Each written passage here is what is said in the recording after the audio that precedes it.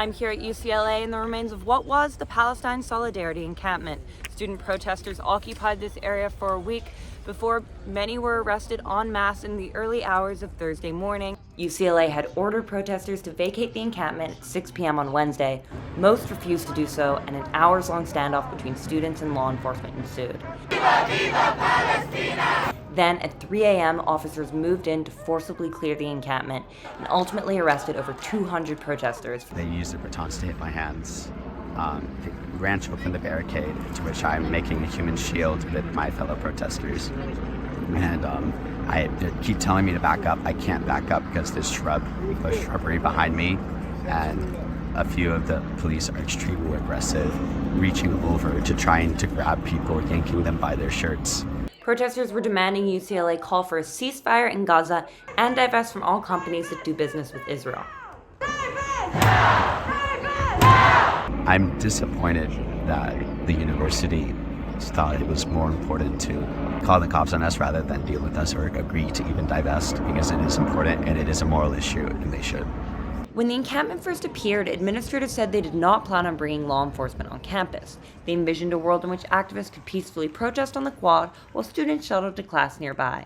But as the days and hours passed, the encampment zone took on a life of its own, swelling dramatically in size and attracting hundreds of protesters.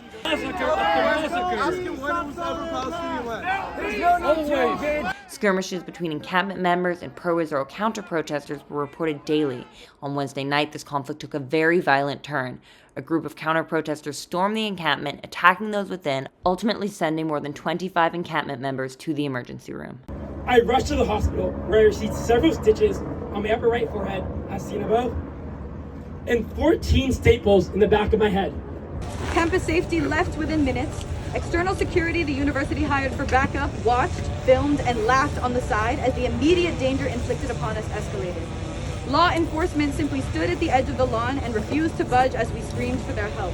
I remember texting my family group chat, telling them I love them, as if I was about to die. UCLA received widespread condemnation for its handling of Wednesday night's attack, including from Governor Gavin Newsom, who said that the limited and delayed law enforcement response was, quote, unacceptable. The following day, UCLA decided it was time for the encampment to go. An unlawful assembly was declared and law enforcement called in to clear the area. Hundreds of students stood on this very hill behind me just several hours ago. Now they are gone, but many questions remain.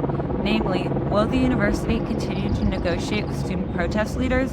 News came in this morning that Columbia University has agreed to divest from investments in Israel, and student organizers are very eager to see if UCLA will consider doing the same.